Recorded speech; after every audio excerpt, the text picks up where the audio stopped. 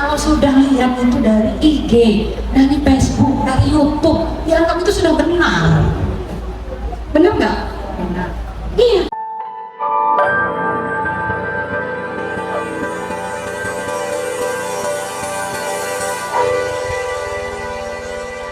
Bismillahirrahmanirrahim. Assalamualaikum warahmatullahi wabarakatuh. Kayaknya suaranya agak melo nih Ibu ya. Saya ulangi lagi lah ya, biar semangat. Assalamualaikum warahmatullahi wabarakatuh. Iya, alhamdulillah makin semangat ya. Kalau diulang lagi dan lagi kayaknya semakin keras suaranya ya. Ibu-ibu ya, kompak ya. Sebelumnya saya mengucapkan banyak terima kasih atas kehadiran ibu-ibu, bapak-bapak semuanya, dan juga terima kasih dan yang kepada yang kami hormati Habib Asadullah Asegaf selaku Kasih Pondok Pesantren Darul Ma'arif dan juga Mustasar PWNU Lampung, kemudian Ustadz Andianto Ketua MBCNU Natar, kemudian Kiai Miftah Mustasar MBCNU Natar, kemudian Kiai Surur ya, Badro Surur, Rois Suryah MBCNU Natar. Jadi dari MBC jajarannya hadir, alhamdulillah. Juga yang terhormat pada Ibu Nyai Syarifah Salma yang sejak awal sudah datang, saya langsung cium tangan terharu. Bu Nyai dari pagi udah standby. Terima kasih. Juga Bu Nyai yang terhormat Ketua PAC Muslimat NU Natar, Ibu Jauharoh. Saya juga muslimat ya. Tadi dibaca nggak? Oh nggak ada di sini namanya. Saya juga muslimat, anak buahnya Mbak Vita, makanya bisa ke sini, makanya kenal bisa di sini di PW ya. Ya kami dari panitia ya, saya juga panitia mengucapkan terima kasih atas kehadirannya. Tapi sebelum itu saya perlu memperkenalkan moderator dulu. Nah moderator ini nggak ada yang kenalin, beliau ini jauh-jauh dari Lampung Tengah. Tadi ada yang tanya ya Pak Ustadz Andi, Pak Ali yang mana? Mungkin disangka ini. Nah ini bukan. Beliau ini namanya Ahmad Sarif Kurniawan, Ketua Lembaga Taklim Wan Nasr di Lampung Tengah. Oh jauh dia OTW-nya, kuliahnya juga jauh dari Jogja. Ya, dan beliau menggantikan Ustadz Rifai yang kebetulan ada acara dadakan. Jadi mudah-mudahan nggak mengurangi acara kehikmatan dasar kita ya. Saya izin berdiri ya Bapak Ibu ya, biar saya juga bisa lihat apa yang mau saya sampaikan. Ya sebelumnya saya mohon maaf, bukan maksud menggurui pada Bapak Ibu yang mungkin lebih senior dari saya, terutama ibu-ibu, ibu nyai ya, muslimat, Ustadz dan Kiai dari MBCNU. Tugaskan ini dari materi, jadi saya harus berbagi pengalaman saja tentang literasi digital. Nah kemarin Mbak Mulati belum hadir ya, sempat tanya, Mbak kok yang datang harus muslimat, kok muslimat harus banyak, bukannya ini harus anak muda, dia kayak gitu. Oh ya enggak, saya bilang kalau yang namanya literasi digital itu semua kalangan harus ikut, harus mengetahui. Kenapa? Karena sekarang ini kita sudah memasuki yang namanya era digital. Benar nggak ibu-ibu? Semuanya punya HP, benar nggak? Iya, mau ikut acara ini aja harus absen digital, benar nggak? Yang paling bingung apa? Yang paling bingung itu ada pertanyaan-pertanyaannya, ya kan? Iya, bingung kan? Mumet ya. Kalau dibuka materinya ya. Ya. Kenapa kita ini sedang masuk ke dalam era yang namanya digital society, masyarakat digital. Kita semua udah masuk dalam penggunaan teknologi, mau nggak mau. Beda dengan zaman kita dulu. Kalau komunikasi harus datang ke rumahnya, ya kan? Kalau apa-apa undang-undang itu kan datang. Kalau sekarang undangan nikahan aja bisa undangan loh ya. Bahkan penipuan juga melalui undangan digital, ya kan? Nanti kita bisa lihat bahwa penipuan itu juga salah satu yang harus diwaspadai ketika kita kirim lewat tautan di WhatsApp ya, itu ada yang kalau kita klik itu bisa berbahaya buat ponsel kita. Nah, kira-kira seperti itu. Jadi kita, ibu-ibu di sini sudah semuanya pakai HP ya? Pakai HP semua? Iya. Punya Facebook semua? Punya. Dibawa nggak Facebooknya? Oh, dibawa. Kira tinggal di rumah. Punya dibawa ya Facebooknya ya? Oh, dibawa di HP masalahnya ya. Ya, kalau Facebook memang rata-rata. Ibu saya juga umurnya udah 70-an juga aktif juga di Facebook. Iya. Ayah saya 74 juga punya Facebook, cuma nggak kita boleh terlalu aktif. Tapi dia suka komen, sudah nggak begitu nyambung. Suka salah, suka share berita yang sebenarnya nggak benar dibagikan. Jadi kita larang ya seperti itu. Nah, artinya literasi digital tentang pengetahuan bagaimana melihat informasi yang ada di HP kita masing-masing itu memang perlu kita ketahui, termasuk kita ya, emak-emak ya, baik emak-emak maupun yang muda-muda juga harus paham tentang literasi digital. Jadi kita melalui HP itu kan terhubung dengan internet, benar nggak ibu-ibu? Iya. Apa masih ada pakai HP yang kecil yang bisa nelpon aja? Masih ya? Masih banyak. Tapi Android juga punya. Luar biasa. Ya. Jadi memang jumlah masyarakat Indonesia ini kan 276 juta. Tapi ponsel di Indonesia itu yang ada, yang beredar dan aktif 354 juta. Jadi lebih banyak.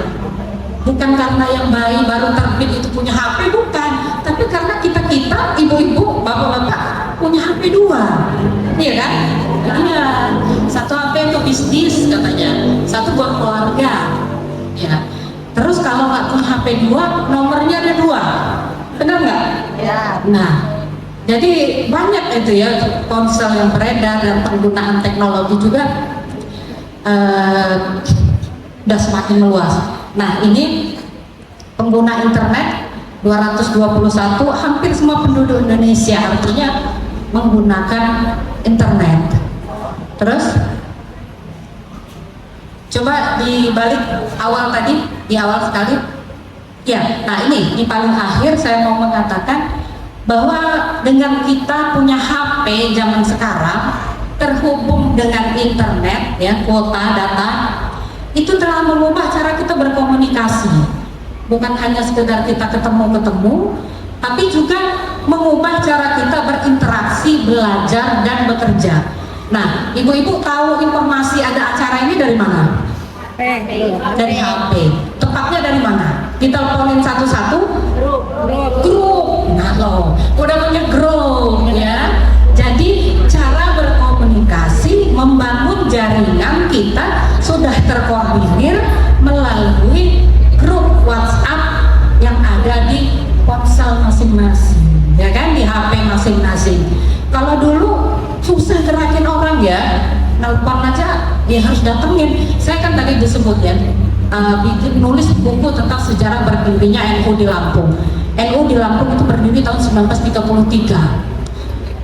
1933, 26 kan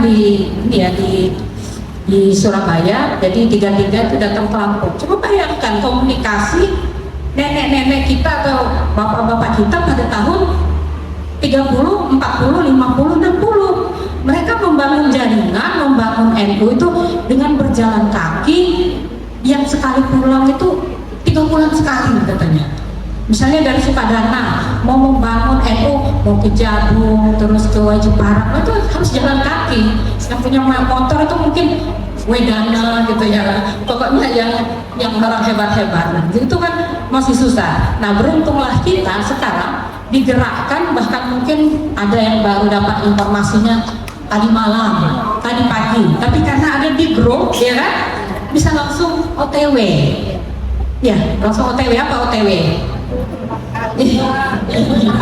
OTW itu namanya artinya berangkat ya.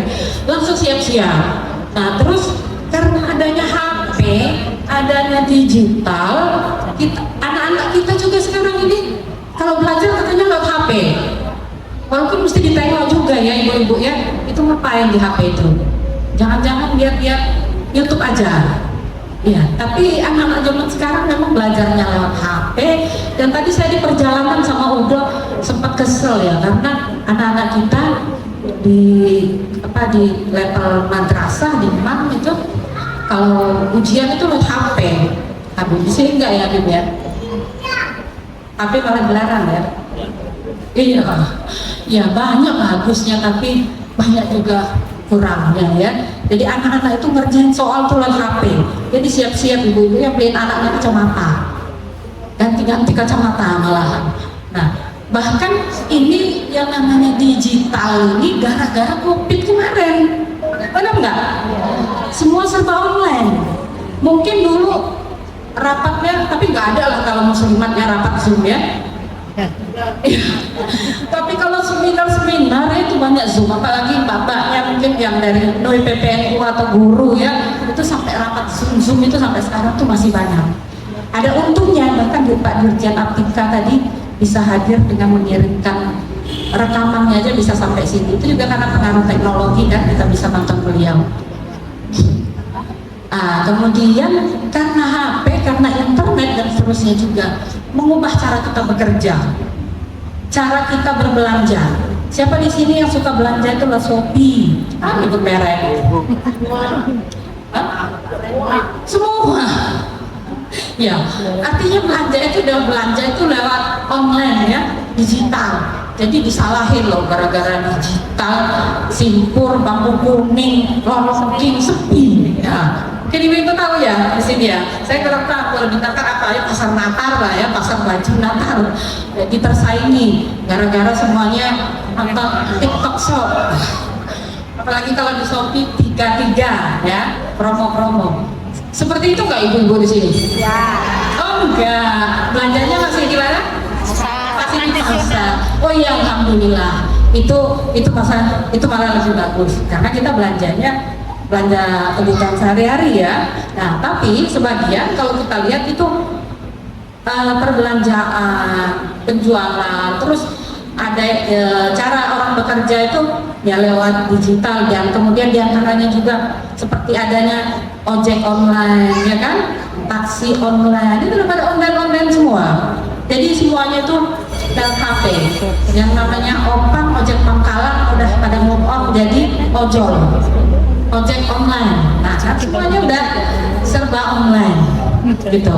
Oke, terus nah jadi udah berubah sedemikian rupa ya pola hidup kita jadi online yang kalau kita kembali lagi ke membangun jaringan tadi, ada informasi apa itu kita bisa lihat dari HP masing-masing, udah nggak lihat koran lagi, benar nggak? Ya, oke lanjut. Ya, ini laki-laki dan perempuan hampir sama ya, hobi semua main HP. Oke lanjut. Nah, ini orang Indonesia itu rata-rata ngabisin internet itu lebih dari 7 jam, bahkan ada survei itu 8 jam sehari 7 jam aja sehari dalam 24 jam. Kita tidur kan 8 jam ya, jadi banyak sekali waktu yang dihabiskan melalui HP masing-masing. Kalau ibu-ibu muslimah mungkin kalau kumpulan masih bisa hikmat lah lihat ke depan ya. Tapi kalau anak muda 5 orang, 5-nya nunduk, ya kan? 10 orang ya 10 nunduk. Ya. Di rumah juga gitu, komunikasi dengan keluarga lewat grup, ya kan? Nggak ketemu karena di kamarnya masing-masing. Nah itu pengaruh kita. Nah jadi tapi kebanyakan ada positifnya. Kita main HP itu adalah untuk mendapatkan informasi. Kebanyakan 81% itu mendapatkan informasi, kemudian berinteraksi dengan teman dan keluarga, kemudian ada juga mencari ide dan inspirasi. Nah, Kalau dilihat dari kegunaan ini, ternyata teknologi itu berguna ya, Ibu ya. Kita mencari informasi. Informasi apa sih yang sering kita lihat di internet? Informasi apa, Bu? Kalau Ibu?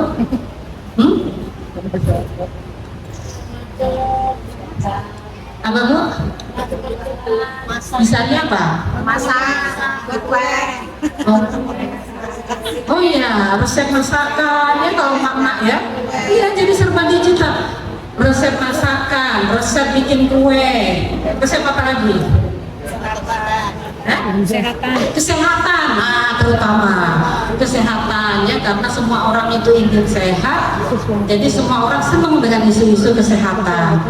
Nah, tadi terkait yang dicari di internet itu memang menyesuaikan dengan kebutuhan dan minat kita masing-masing. Kan nggak mungkin kita mencari bagaimana cara memasang baut yang lepas ya, atau kita cara membenarkan mesin motor yang soak atau aki soak, kan enggak.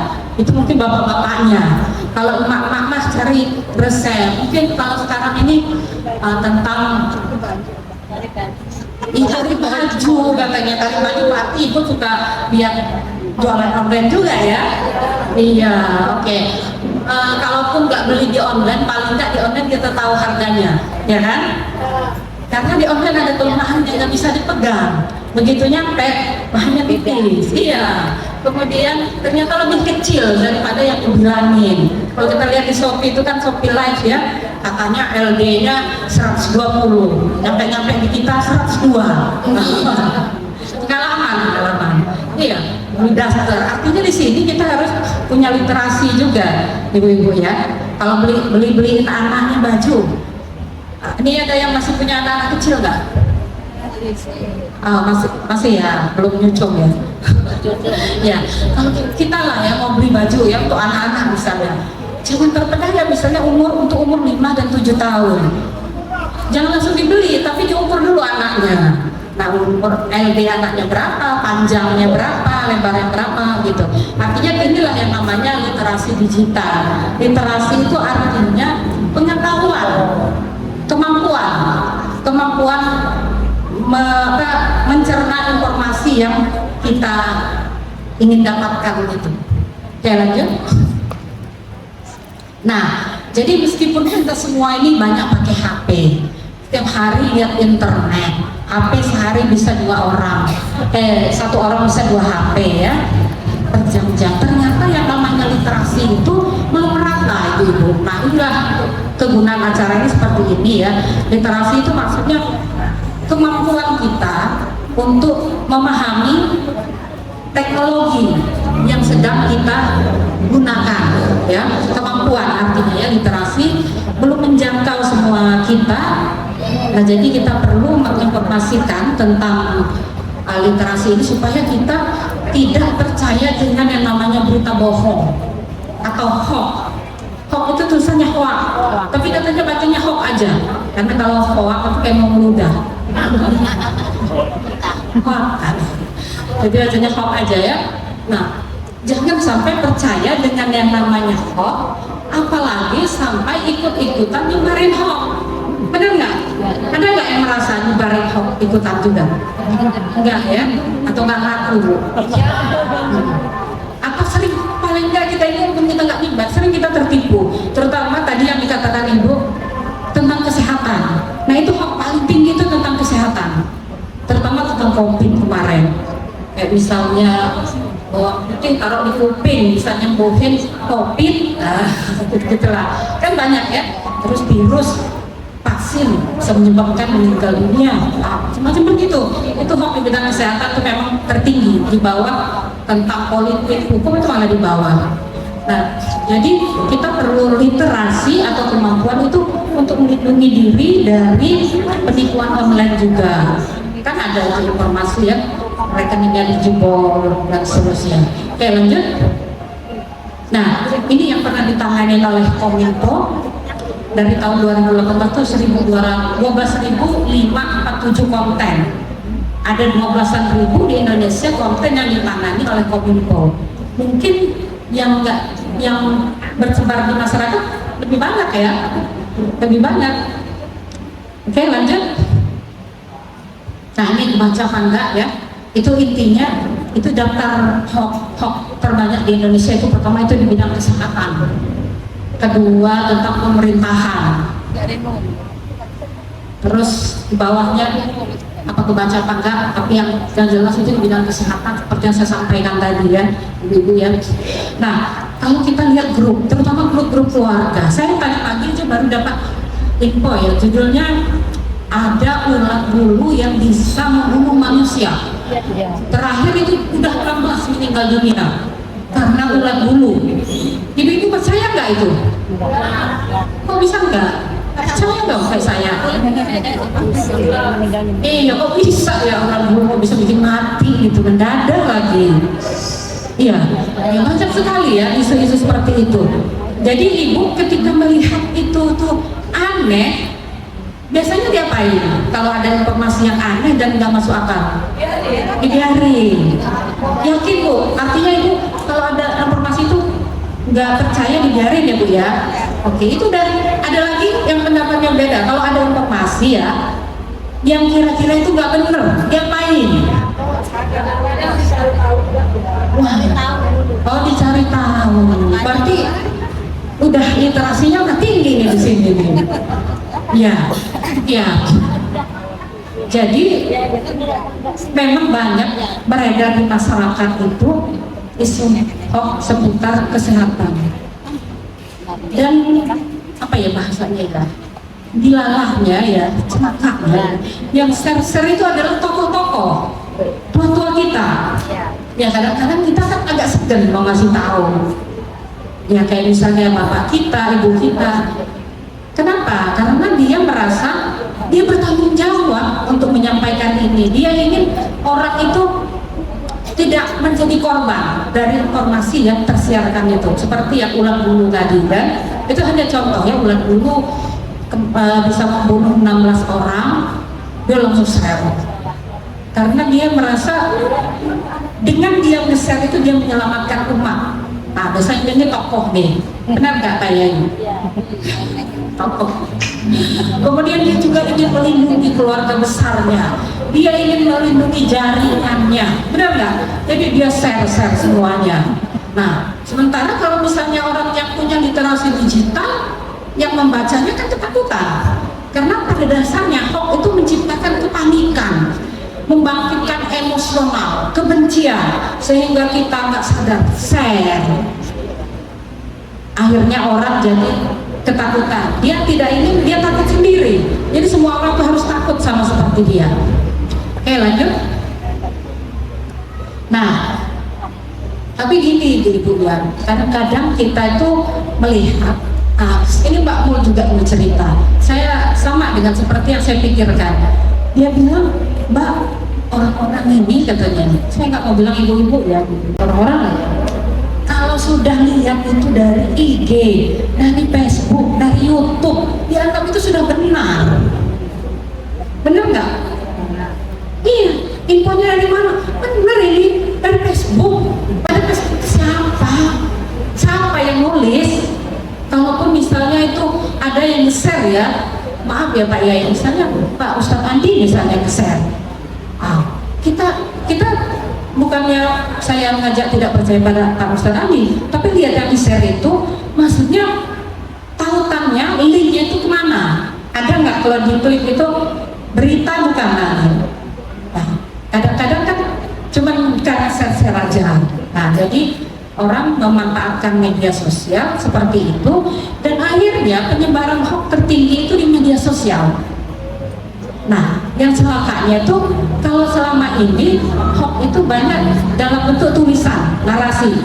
Belakangan hoax itu sudah juga beredar dalam bentuk video dari TikTok, dari YouTube. Ceritanya apa, kejadiannya apa, dikasih narasi sesuai keinginan dia. Iya kan? Kemarin ada agak ngeri kalau saya ceritakan. Gak usah yang ngeri-ngeri. Hah? Ya ada lah ya, kayak ya ada lah, gak apa-apa ya saya cerita. Kayak ada di-share di IG itu ya, real ya, Bu Hafifah setelah kampanye untuk Pak Prabowo diberhentikan. Fotonya itu Bu Hopipa sedang diserah terimakan jabatannya. Benar nggak kejadian Bu Hopipa diserah terima? Hah? Enggak. Benar nggak? Enggak benar. Benar nggak? Enggak. Masa jabatan Bu Hopipa udah habis belum? Belum. Oh, udah habis ya udah ya. Ya, jadi kejadiannya itu memang Bu Hopipa itu sudah habis masa jabatannya, tapi bukan diberhentikan karena karena setelah kampanye habis manis sepah dibuang, bahasanya di IG itu disebar. Bu Hopipa diberhentikan, karena masa jabatannya udah habis.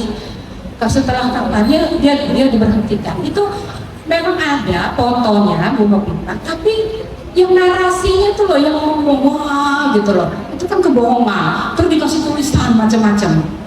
Nah kemudian pernah juga ada DPR RI melakukan pemakzulan terhadap presiden. Ini contoh ya terhadap presiden. Videonya ada, yaitu sidang DPR RI. Tapi dinarasikan itu pemakzulan atau protes keras terhadap presiden. Ini kita bisa jadi percaya karena ada videonya, video DPR sidang itu ada sidangnya ada, tapi yang dia ngomong itu ngawur. Nah karena ada videonya kita percaya. Nah inilah yang bahayanya kita kalau mendapat informasi seperti ini kita percaya dan kemudian kita merasa negara ini sedang tidak baik-baik saja. Artinya DPR aja melakukan seperti ini. Lanjut. Nah nih ya saya katakan dalam bentuk video sekarang, kayak misalnya ada kejadian apa dikasih tulisan kecelakaan di Qatar, padahal mungkin adanya di Hong Kong ya jauh. Iya ada kebakaran, bilang di dekat-dekat kita. Tahunya itu udah kejadian 20 tahun lalu, di mana gitu? Ada kerusuhan pemilu di KPU Lampung misalnya. Ternyata itu kejadiannya kapan? Dan bukan tentang kerusuhan, tapi tentang bisa ada kejadian terbakarnya pos satpam di Bawaslu, tahu-tahu udah lama, dibilangin barusan kemarin ini kejadiannya. Oke lanjut, dikit lagi ya. Nah, jadi Ibu kalau melihat berita hoax itu teliti nih judulnya. Biasanya berita hoax itu awalnya hati-hati, sebarkan. Pokoknya dia menyebarkan kebencian, permusuhan. Misal dia nggak seneng, biasanya ini hoax pemilu ya. Kalau pemilu itu banyak, misalnya calon itu dijelek-jelekin. Misal dia ngejelekin calon A, semua tentang calon A itu jelek. Tapi tidak ada counter, misalnya yang baik dia tuh apa? Kalau media itu kalau media yang benar itu nggak sekejam itu, ya hati-hati. Karena hoax itu menyebarkan pesan tendensius, kebencian, permusuhan dan membuat kita emosi. Jadi tadinya dibagikan itu terus. Kemudian tidak mencantumkan sumber informasi. Ini dari mana sumbernya? Apakah dari Lampos? Apakah dari Kompas? Apakah dari Tribun? Kan nggak jelas. Jadi kalau misalnya ada informasi yang nggak menyertakan link berita yang bisa kita klik itu hati-hati ya, Ibu ya. Kemudian mengandung ajakan itu untuk memviralkan, kan suka terakhirnya sebarkan, jangan berhenti di Anda. Kalau diberhentikan Anda masuk, kalau tidak bisa nanti Anda masuk neraka sekarang. Bisa juga ada yang ngatur dan seperti apa gitu ya ininya apa kepentingan kita harus memviralkan dan kita harus nyebarin saat ini juga. Nah itu bahaya.